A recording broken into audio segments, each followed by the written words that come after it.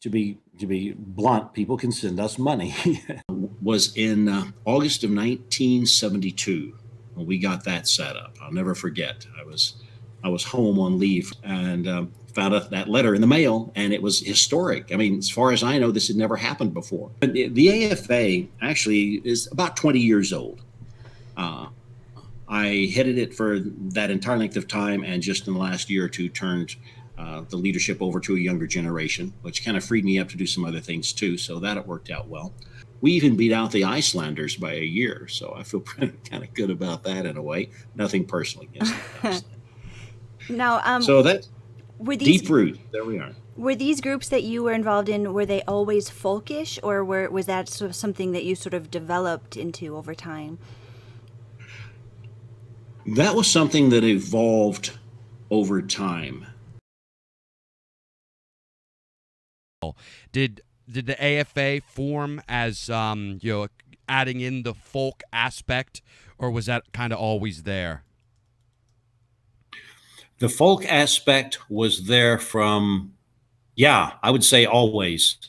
When I first started, I had no clue about that.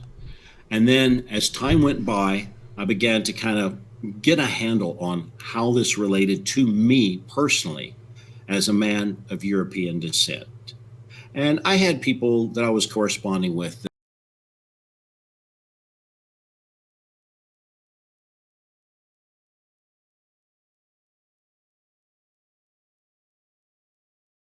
Folk Assembly. Now, Right. You added in the folk. From what I've read, there was some disagreements about some of the metagenetics and stuff like that back with Asatru Free Assembly.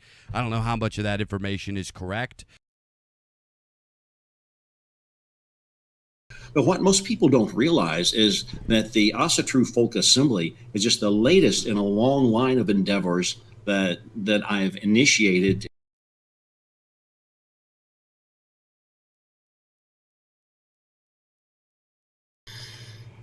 Yeah, we've got to stress our common points and not our differences, and stand with each other.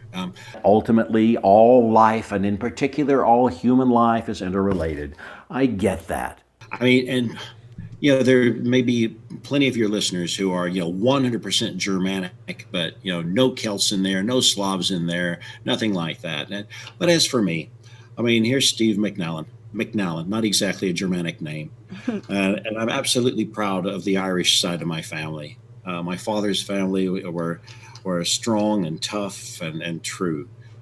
And I identify very strongly with the history of Ireland and the tales of the heroes of Ulster and all of that sort of stuff. If you've got a bunch of people that, on the average, tend to behave a certain way, that's what their culture is going to look like.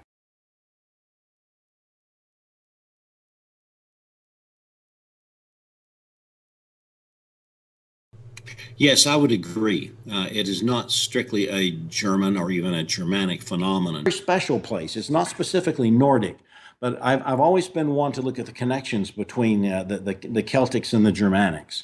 And I think that essentially we're, a people divided by language and a few customs. And so in sort of Northern European. And so when there comes to be a question like, well, how do you feel about Irish independence and Irish nationalism? I got to say, well, yeah, I like that. Is it unique to us? Well, I do think we're unique, but then so are those other indigenous or native groups. I poured a horn to Eriu, the sovereign goddess of Ireland. I poured a horn to Fergus, and I lay there on the ground, and I asked for my spiritual inheritance.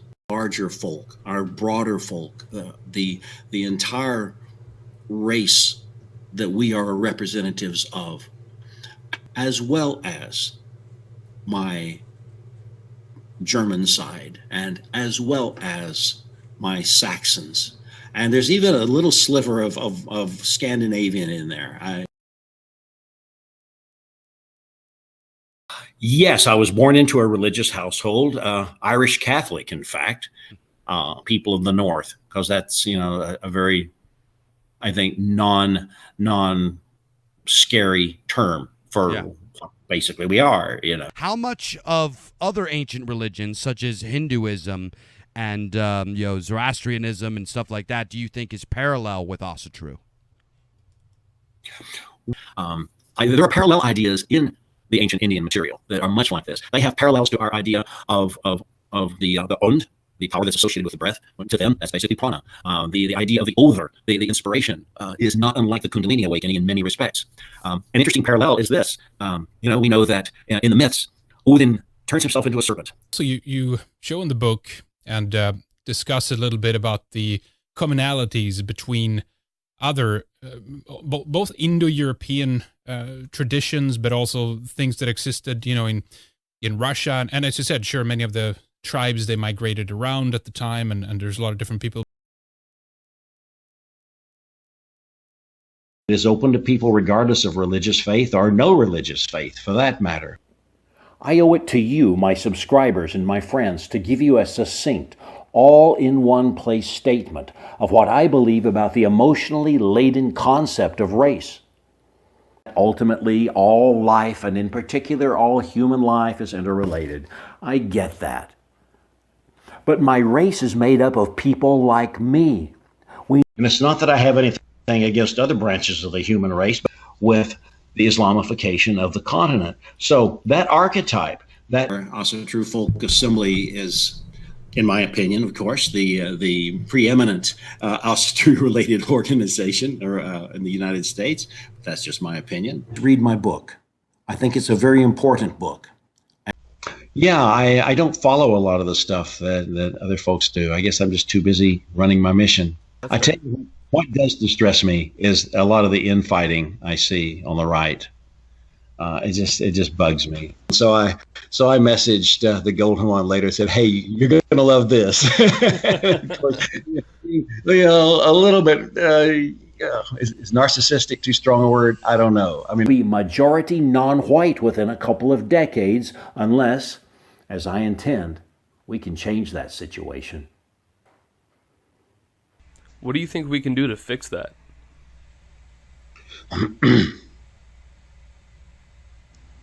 Well, I think that all of us who, especially those people who are, the higher ups, people with, the incredible YouTube accounts or, the huge organizations, relatively as huge as anything is on the right.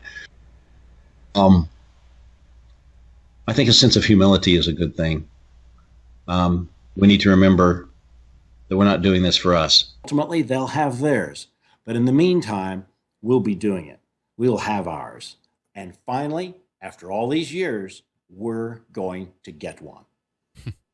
Why now? Why not earlier, do you think? Well, there were a number of false starts, and all too often there are personalities that get in the way, or a particular person will say, well, I'll fund it, or, here, we can put it on this land and we'll give this land to the AFA. And of course, that never quite happens, or, there's personalities and politics and disagreements, and people have falling outs. It's just human nature. But finally, what we've got is something that is not on anyone else's property. We are beholden to no one for it, although we are out there, raising funds in the public on Indiegogo. And it's a wooden rectangular structure. Well, we've been doing very well indeed. Of course, is what we're going to talk about tonight. It does a bit. It's a large rectangular building made out of wood. And this small community is up in the foothills of Northern California in a little town called Brownesville. And that is just not acceptable. Are you a black person hearing my words? How would you feel? To be blunt, people can send us money. Well, super. I'm very glad. I'm quite satisfied, and that doesn't sound very humble, but I am honestly, modestly, in myself, satisfied with that particular video. Miss Carolyn Emmerich, which I'm going to give her a plug too because I really like her. She's a sweetheart, and I had her on my show pretty recent. No, she's awesome. She strongly recommend. Yeah. The God that I feel reached out and chose me as much as I chose him is Odin. I'm no hero. I'm just a man. And I've had things happen to me during my life that confirmed that is the case. For example, I was in Germany in 2013, and I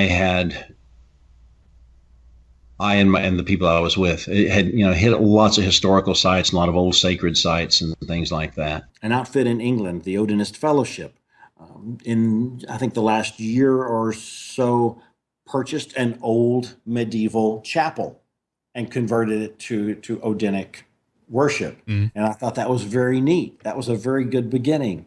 Other people have built, as I say, smaller structures, usually by honoring the turning of the seasons, the ancestors, the divine, and ourselves. I was in Bosnia for a while, so I kind of know how that gig works. But it's we need to realize that we serve a cause that is higher than we are. I guess I'll have to write my bio because nobody's going to get the truth otherwise. But just Steve's life. I've got 26 countries or so under my belt. Before it was Asatru Folk Assembly, it was called the Asatru Free Assembly. Is that correct? Yes, it was. Yes, it was. And before that, of course, we had the Viking Brotherhood. It's really kind of a convoluted story. 1976, which is about the time I got out of the Army my first time through. And then due to just administrative problems and general life being what it was, we ended up closing it down. I took a hiatus for a few years, and that's when I did a lot of my traveling. I've walked across borders in Africa that I should have been picked up and taken away and shot if they'd searched me, because I had South African visa in my around my neck, stuff like that.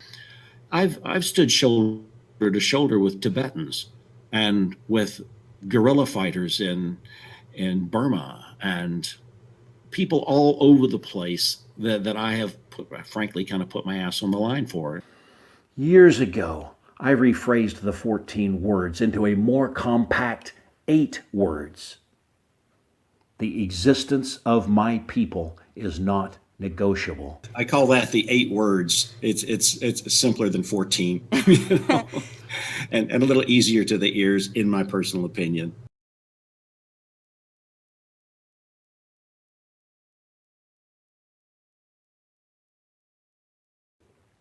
And if you think that this little speech is an attack on non-whites, you're wrong. It's mostly our fault. We've allowed it to happen.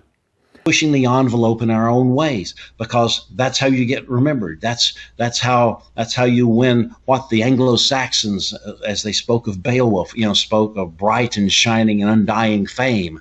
And you could take the same attitude back to Troy. That's what that movie with Troy was all about.